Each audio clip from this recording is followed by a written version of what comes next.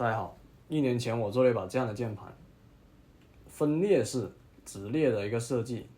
其实刚开始我也用过分体式的，不过我长期用下来分体式的，我也一直固定在那个位置，所以的话，这是我第3把自己做的人体工学键盘了吧，把它弄在一起。其实我做的时候，我还是觉得这可能不是我最喜欢的一个配列，因为当时的话还不是很清楚自己的需求是什么，所以的话你看。我验证它的方式也是白嫖这种10乘10的 PCB 这样的方式。不过我一直这1年以来的话，一直有人说，哎，你这个卖吗？感觉挺好的，挺符合我的工作需求的。所以的话，我心里面一直想说，我得弄一把，就是能毕业的，然后符合我这么长期下来使用的一个习惯的一把键盘吧。我觉得这个的话还是有很多槽点的。首先，其实它不符合人体工学。不过我刚开始说，我哪懂什么我自己需求，哪里不舒服，你甚至哪里不舒服，你不舒服你自己不知道。譬如说它这个前高，譬如说现在不是很流行的那种有个小帐篷支起来那种结构嘛。其实那种结构我做过，验证过，没有什么泛用性，然后牺牲的东西太多了。具体到键盘上面来说，其实你的手腕抬高，还有你的大拇指，就这一条水平线是最重要的。你说倾斜啊这些什么的，就跟你自己做鼠标一样。爱乐购那个品牌不是经常会出一些那种异形的鼠标吗？这样捏着的，然后这样的那种，就是斜的那种。但其实你用过你就知道，那种鼠标你真的工作，除非你是文字工作者。你这个工作你没法用那种鼠标，为什么？精确度太低。我认为桌面上这些办公设施都有一个问题，就是说你得结合泛用性跟长期使用。你所谓的长期是多长期？1个小时、2个小时，还是说24个小时？所以的话，其实我觉得做键盘也是一样，你得找到一个平衡点当然有很多键盘很酷炫就这样捏着的，倾斜很高的那种。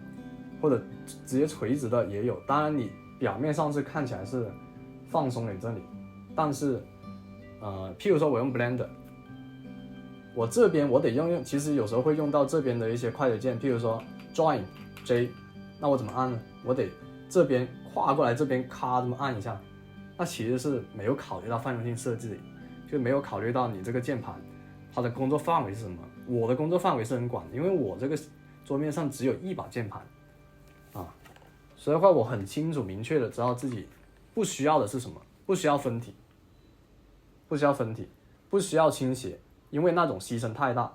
而真正的人体工学，我觉得也不能说真正吧，比较符合泛用性我刚刚说的那种设计原则的话，就是说前高特别低，然后后高尽可能给它做到极限。为什么我说尽可能呢？因为有一些键盘它要考虑到你能不能你抬起来能不能够到 F 区数字区，对吧？甚至它有个手托，让你托起来你才能按到，不然你连按你都按不到。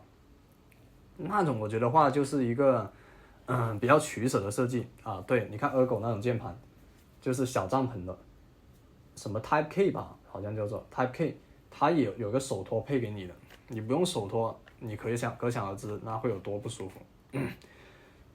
所以的话，我现在的设计目标已经很明确了，就是在我这个配列做到极限的，这个配列做到极限的高度是多少，前高是多少，能做到多薄，这里要用多少角度才是说最薄的角度。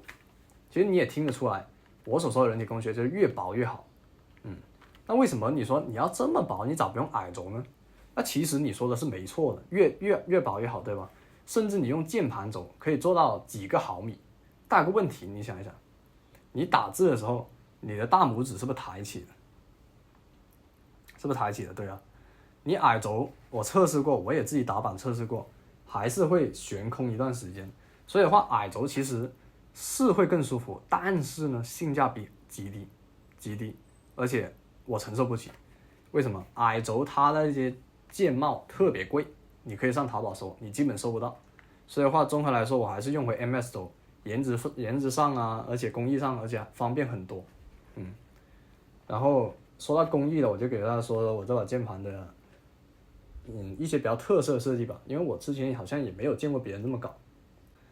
说回工艺啊，我作为一个只有几千粉丝的 UP 主，其实能选的工艺我能想到的就只有2种，亚克力堆叠还有 3D 打印。